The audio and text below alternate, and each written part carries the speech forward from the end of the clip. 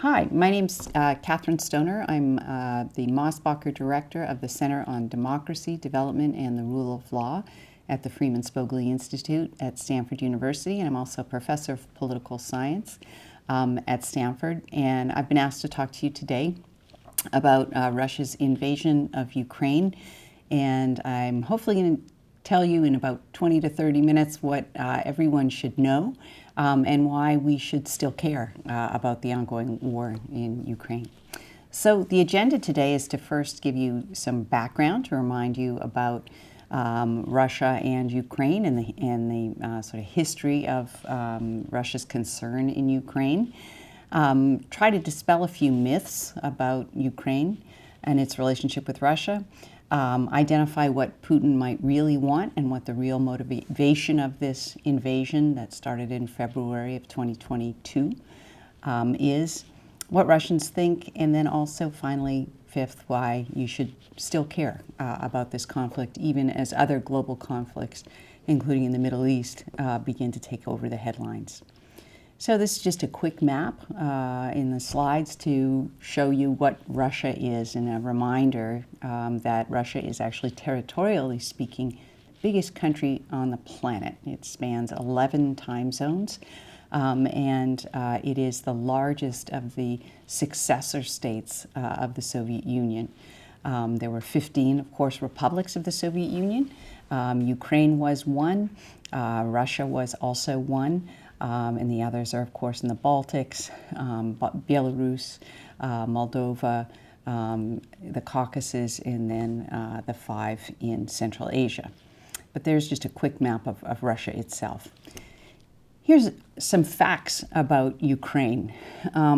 Before the war began, it was a country of almost 44 million people. While Russia is the largest country, territorially speaking, on the planet, Ukraine is the largest in Europe, much larger than France or Germany or Spain, the largest in Europe. It's second largest if you count Russia as part of Europe, and most people don't these days. It's been independent since 1991, December 1991, when it declared independence from the Soviet Union. It was also independent from the Soviet Union between 1917 and 1920. Historically, it has not always been part of Russia. Ukraine is not Russia. This is pretty much the heart of the issue or the contest between Mr. Putin, and notice I'm saying Mr. Putin, not Russia, because I think there's a difference, although he'd like to conflate the two, between his regime and Russia and the Russian people. But Ukraine is not Russia, although he's written several historical pieces that indicate, in his mind, Ukraine is Russia. So he views this as a liberation and reunion of peoples. The problem is Ukrainians, of course, do not, and rather emphatically disagree. So here are some of the results in the next slide of 22 months of war. Obviously, the victims of Russia's invasion of Ukraine, which started again February 24th, 2022, are first and foremost Ukrainians. The war's reversed about 15 years of developmental progress in Ukraine, producing a huge exodus of refugees into different parts of Europe. Over 6 million, according to the United Nations Commission on Human Rights or Commission on Refugees, as of the summer of 2023. May actually even be as high as 8 million. There are almost 6 million internally displaced Ukrainians as well. Officially, the death toll is just under about 10,000 people, with another 15 to 20,000 injured, but likely far more than that. And the World Bank has estimated that it'll be cost over $400 billion as of a few months ago to rebuild what has been destroyed in the war in Ukraine. That number's probably now up over $500 billion. They just haven't given us an update. In Russia, the war has also had a rather negative effect on its developmental patterns. And has caused the greatest vulnerability of Putin's now 23-year-old regime since he came to power in 2000. Its economy has declined rapidly. It may start growing. We may see positive growth this year, but that's after negative growth. So it really hasn't recovered to the levels it was at pre-war in terms of growth. In 2022, the Economist Intelligence Unit indicated that Russia had declined 22 points, the most of any country in the world, in terms of democracy. Russia is, of course, an autocracy, but it has become more autocratic and Putin's regime more repressive of society and dissent since the beginning of the war. And so there are a lot of lessons from this case for understanding autocracy, understanding how autocrats process power, and also understanding why this particular war matters for global politics. So here's some quick background. Tensions arise relatively early between Ukraine and Russia. But in 2004, Russia under Putin really became concerned about Ukraine looking for, and Ukrainian leaders looking for a future for their country to the West and not to the East. And this was really embodied in the Orange Revolution of 2004, where Ukrainians come out onto the streets en masse to protest what they view as an election that was seized by a president that was favored by Russia and was very Russia-friendly. And this became known as the Orange Revolution. Those results are overturned. Then a different president comes into power and rules with some difficulty for about 8 years before yet another president who is actually more friendly to Russia is elected on the promise that he, despite this friendliness to Russia, would begin the accession process of Ukraine to the European Union. Not NATO, but the European Union. He reneges on that promise in November of 2013, so 10 years ago. We just passed the anniversary, actually, since I'm talking to you at the end of November of 2023, of what became known as the Revolution of Dignity, or Euromaidan. This produces in 2014, February, the seizure of Crimea, and the beginning of Russian support for the Donbass region of Ukraine separating from Ukraine and eventually, as we'll see, joining Russia. So this slide shows you some scenes from the Orange Revolution and Putin's ongoing concern, which begins here. This is a photo of President Yushenko, who is elected after the Orange Revolution. And you can see here a very handsome man on the left side. He is poisoned during the electoral campaign, disappears for a little while, and we now know from the experiences of Russian opposition figures that poison is a pretty typical thing that the Russian security services will use. And so we can see the disfigurement in his face. So one way, I suppose, to try to get rid of somebody that you view as a political opponent, according to Vladimir Putin. So Yushenko, who was the former prime minister of Ukraine, comes out as the winner in the end of the presidential election at the end of the Orange Revolution. The opposition unites around him, but it proves difficult to govern. Nonetheless, here again are some scenes from occupying the Maidan in Maidan Square, a central square in Kyiv, in 2004. And you can see it's a peaceful revolution, if you will. Why did Russia care so much to actually poison the eventual winner of that presidential election? Well, first, it's the threat of the European Union membership, and we'll see again this comes up in 2013. And it's also the threat of the prospect of NATO membership in former Soviet republics. Although we'll see this is a bit of a fallacy that Putin pumped up.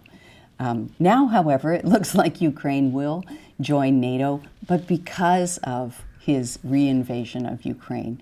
At the time of the Orange Revolution in 2004, and then also the beginning of Euromaidan and what becomes the Revolution of Dignity at the end of 2013 and 2014, NATO membership for Ukraine really wasn't a realistic possibility. It's much more so now.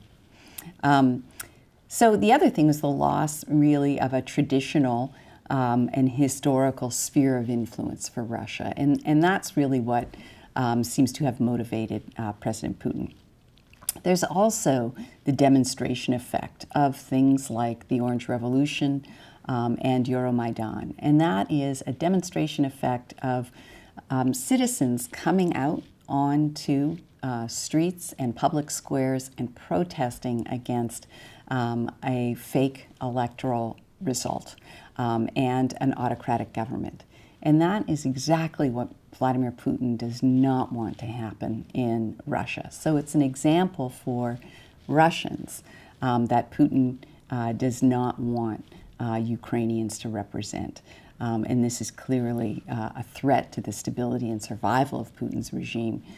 So why tolerate it in his mind? So phase two is this, as I mentioned, revolution of dignity. And the slide just gives you some background on Viktor Yanukovych, who is elected in a free and fair election, I must say, in Ukraine.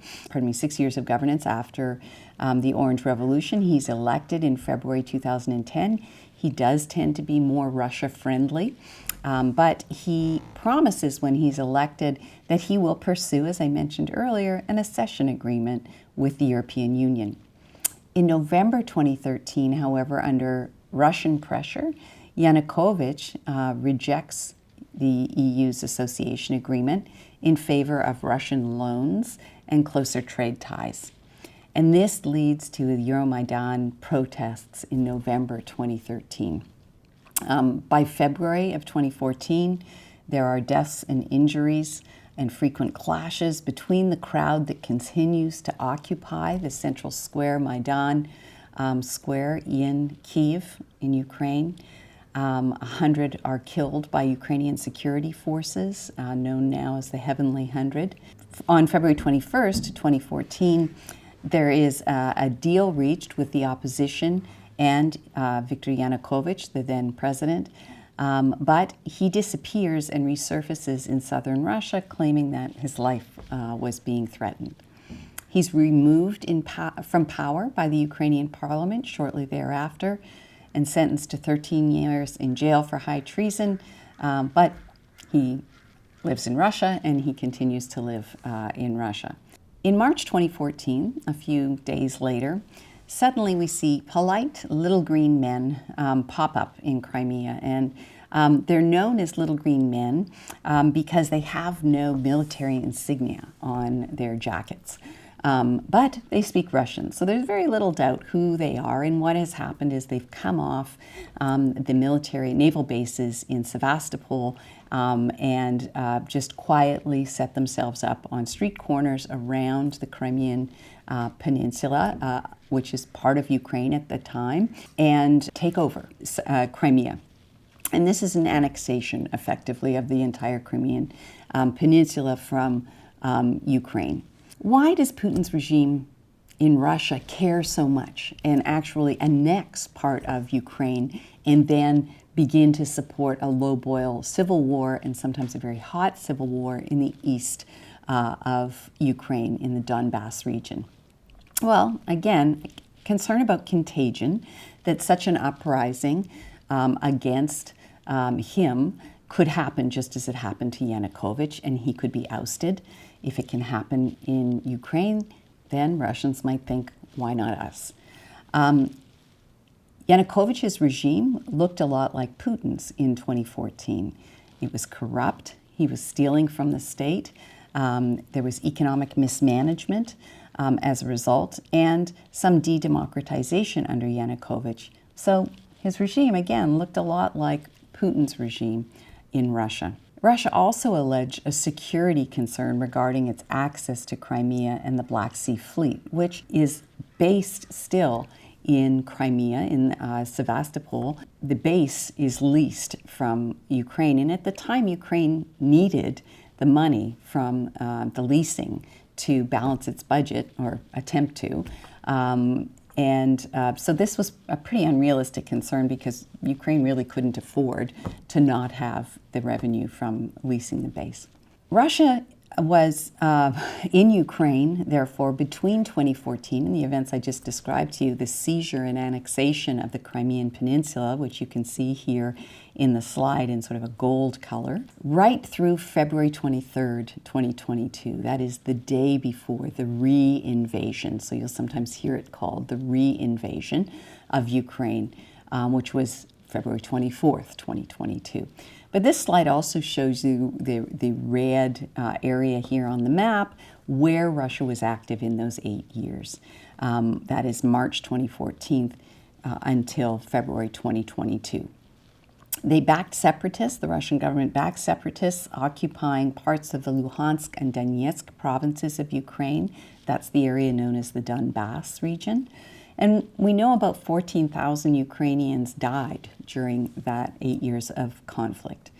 Russia absorbed the Crimean Peninsula, again there it is shown in gold, and handed out passports to Ukrainian citizens who remained there.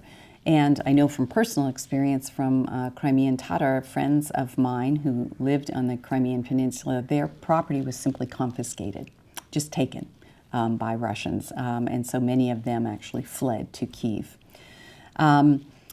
Russia also built a bridge, and it's called the Kerch Bridge, and you'll sometimes see it on news coverage because the Ukrainian military in the conflict that started last year in 2022 has bombed the Kerch Bridge a number of times or attacked it. If I could use my pointer to show you where it is, but it's really in the southern end there of the Crimean Peninsula, just where Crimea and Russia meet at the bottom of the Sea of Azov. That's where the Kerch Bridge is, and that was built after the annexation in 2014. Mr. Putin proudly drove a big truck across the bridge, ostensibly the first time it was used. There are accords signed after 2014 between Russia and Ukraine called the Minsk Accords that are never fully implemented, and it's an attempt to reestablish the border in the Donetsk region between Russia and Ukraine. Why did Putin grab Crimea and support this conflict in Donbass for 8 years? By taking and occupying land in Ukraine, he is essentially repeating what he has done in other parts of the former Soviet Union. He did the same thing to the country of Georgia in the South Caucasus, and occupies, the Russian military actually occupies and has occupied since 2008, 2 regions there as well. This effectively stops Ukraine and Georgia, for that matter, from being able to join NATO, because NATO documentation and requirements of membership are that you cannot have an active military conflict ongoing on your territory as you try to join in the accession process. So this is another large frozen conflict that he causes. He brings on a series of targeted sanctions against Russia. That was also unanticipated. And so that might have been a miscalculation, but the Russian economy is able to recover from this and sort of stabilize. He does take on a huge risk, though, in doing this. But it turns out it's a risk that pays off in terms of not being challenged by NATO or by the United States, militarily at least, in seizing this part of a peaceful neighbor's territory. There's also, he says, a real fear of NATO coming into the Black Sea if Ukraine were to join NATO. So again, by seizing territory, stops Ukraine from being able to join NATO. And then he also begins this narrative that Ukraine is really the heart of Russian identity, and he points to the event of Prince Vladimir taking orthodoxy as his religion in the first millennium, at the end of the first millennium, and that this is really the heart of the Russian people. This is highly contested, whether Vladimir was even Russian or whether he was Ukrainian, and again, I think is a sort of post hoc after the justification. This slide also shows you some of the scenes from the palace that Viktor Yanukovych, the ousted president in 2014, had built just outside of Kyiv. This is a boat. It's a pirate ship that's a restaurant that floats on a man-made pond on the property, and that is the palace itself, just one of them. So it's sort of evidence of his corruption. Ukraine had a struggling democracy post-2014. This is a photo of Petro Poroshenko. Yanukovych had been ousted. Poroshenko is elected in 2014, May 2014. He remains president for 5 years after that. He undertakes a lot of reform in Ukraine. But it is accurate to say that Ukraine struggled with corruption, with domination of politics by a few very, very wealthy men known as oligarchs. It did, though, under Poroshenko, manage to increase foreign investment. He tries to free Ukraine from its reliance on Russian energy infrastructure and investment. He improves Ukraine's ease of doing business, but he doesn't solve the ongoing conflict in the Donbass region, and ultimately he loses in a free and fair election to Vladimir Zelensky, who was elected in April of 2019, and he's probably pretty familiar to you now as the face of Ukraine's fight against Russian takeover, basically, of all of Ukraine, which was clearly the intention when Russia invades in February of 2023. He gets 73% of the vote on an anti-corruption platform. He's never run in politics before, and if you haven't seen it previously, I would urge you to take a look at his series called Servant of the People, and the slide shows you one of the promotional posters for it. And the conceit of it it's on Netflix, and it's actually really, really funny. He's almost like the Tom Hanks of the Slavic world. The conceit of it is that he is a teacher, a high school teacher, and his character, and he is caught recorded by his 10th grade students railing against corruption in the education system in Ukraine, and they post this video on YouTube. It goes viral. He becomes very, well known in Ukraine, and that's just the character, not Zelensky himself. And they then get enough signatures for him to actually register as a presidential candidate, and he's sort of accidentally elected president of Ukraine. And the show is called Servant of the People. And so when Zelensky, the actor, actually runs for the presidency of Ukraine in April of 2019, the party he creates is called Servant of the People. So you can watch that show, Servant of the People, on Netflix and see how art imitates life. It might even be a fun teaching tool. I use it myself. But he wins from 30 candidates, and it takes 2 rounds. He actually grew up as a native Russian speaker, not as a native Ukrainian speaker, but he's fluent in Ukrainian, and he's getting increasingly fluent in English. He's actually visited here at Stanford. He was a comedic actor. And has now used some of his talents, communication talents, in communicating Ukraine's plight in the war, as you've no doubt seen. So let's move quickly to some myths about the war in Ukraine. First, Ukraine has always been politically divided between the East, Russian speakers, and the West, and the Ukrainian-speaking nationalists. So this is a myth. This is actually not true. But it is something that Putin uses to justify the intervention in 2022. He's saving Russian speakers from Ukrainian nationalists who would have eradicated their ability or right to speak Russian. And he says this in 2014 and again in 2022.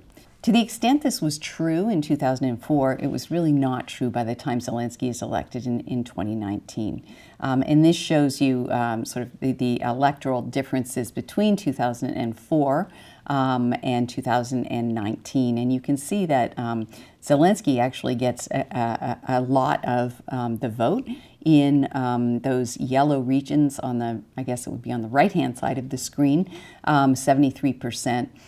Even in the regions where Yanukovich, who was more pro-Russian, had done well. So not true. Second myth, basically Ukraine is Russian, is Russia and Russian.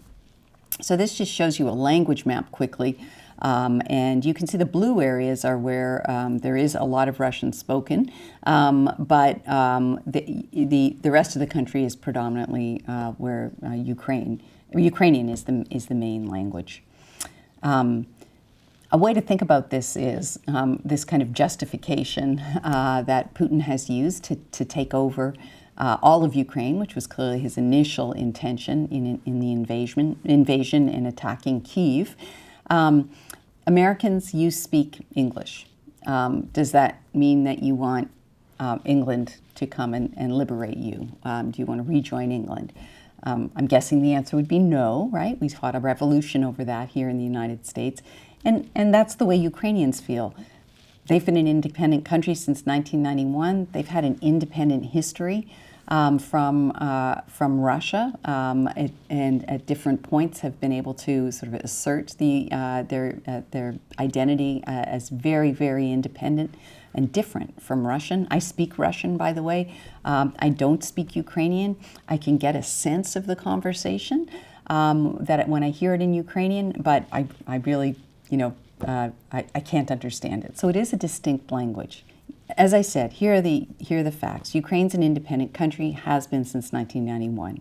Boris Yeltsin, who was Russia's first elected president, signed the Budapest Memorandum in 1994, guaranteeing Ukrainian sovereignty, backed by the United States and the United Kingdom, in exchange for Ukraine returning its Soviet-era nuclear weapons and moving those to Russian soil.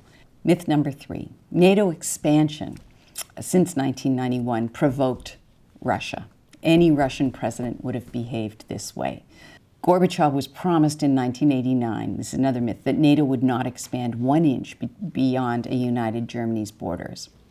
Well, again, what's the problem with this? So as the slide indicates, that Budapest Agreement. Second, NATO had not expanded on Russia's borders since 2004, so a good 10 years before the annexation of Crimea in 2014. There was also no promise made to Gorbachev regarding no expansion, or to Yeltsin either. Finally, the 3 Baltic states were the last to join bordering Russia in 2004. North Macedonia was added in 2020. It's not on Russia's borders. And before that, in 2009, Albania and Montenegro, also not on Russia's borders. But in 2008, Putin points to George W. Bush's statement saying that someday Ukraine and Georgia will join. Ironically, Ukraine was not put on a NATO accession plan after that, so as not to provoke Russia. So perhaps this was the real foreign policy mistake of the United States.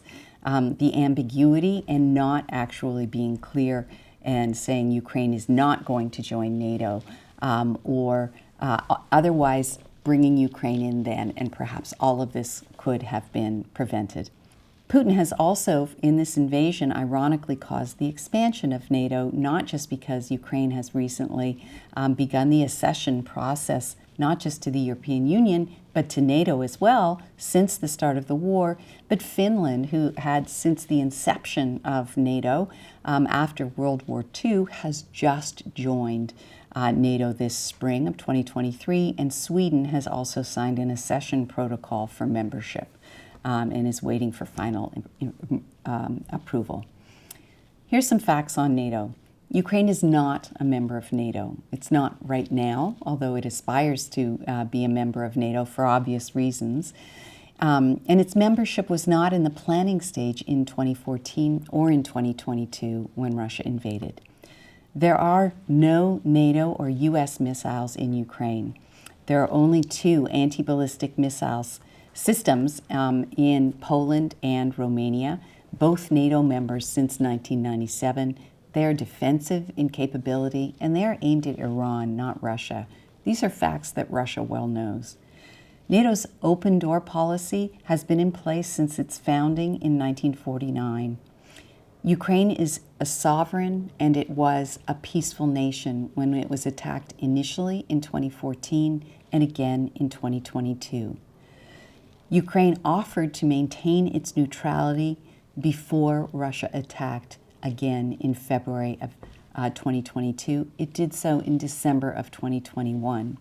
It did this in an attempt to forestall an attack or prevent the attack, but it wasn't enough for Russia then, and evidently it's not enough now. Finally, what does Mr. Putin say he wants to get by invading Ukraine? Neutrality, NATO off Russian borders, no new NATO members, a new European security architecture, and no U.S. missiles or troops in Europe. All of this is available in the speech I highlight below that Putin gave to mark the first anniversary. He's gained none of those things. By the autumn of 2022, he declares 4 provinces of Ukraine part of Russia, and he's now supposedly rebuilding them. People in these regions have been given Russian citizenship. He has moved up to 100,000 children, and Ukraine claims far more than that, into Russia from these regions, and undergone a process of forced adoptions. And for that, which is in violation of international law, Putin has been indicted by the International Criminal Court. His imaginary annexation of these 4 regions on September 30th, 2022 amounts to a claim of 15% of Ukrainian territory, and it's the largest land grab in Europe since World War II. He says that it was through a historic choice by a referendum by the people who live in those regions. There was a referendum held by gunpoint, under occupation in part of those regions, but not all of them. Here's the new map that Russia puts out annexing those regions of Ukraine. The problem here is that even as of today, and again I pulled this as of today, November 29th, Russia actually doesn't occupy all of those 4 regions of Ukraine. And you can see the difference here in terms of what he claims and what Russia actually occupies.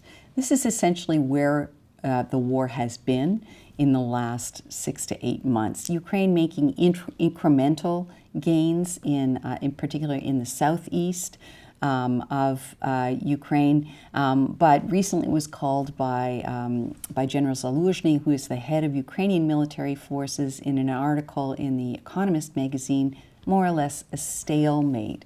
Not that there's not fighting going on, but there's not a lot of territory being exchanged between Ukraine and Russia as we go into this second winter of the war between the 2 countries. I want to end, though, by saying that in a sense, Ukraine has won this conflict because it faced the second most capable army in the world ahead of what was thought to be ahead of this invasion, and now really made it on most days the second most competent army or military in Ukraine. That is, the Ukrainian military outperformed its own expectations, certainly the expectations of our alliance with our European allies, and the expectations of the Russian military in particular. And so in a sense, Ukraine has won because it survives. That said, it is still under daily bombardment, and we've just seen a huge attack by drones on Kyiv yet again. What has gone wrong for Russia in Ukraine? Well, some of the problems of autocratic incompetence have been laid bare. First of all, an intelligence failure. Mr. Putin was led to believe by his own intelligence agencies that Ukrainian people would be happy to be liberated by the Russian military.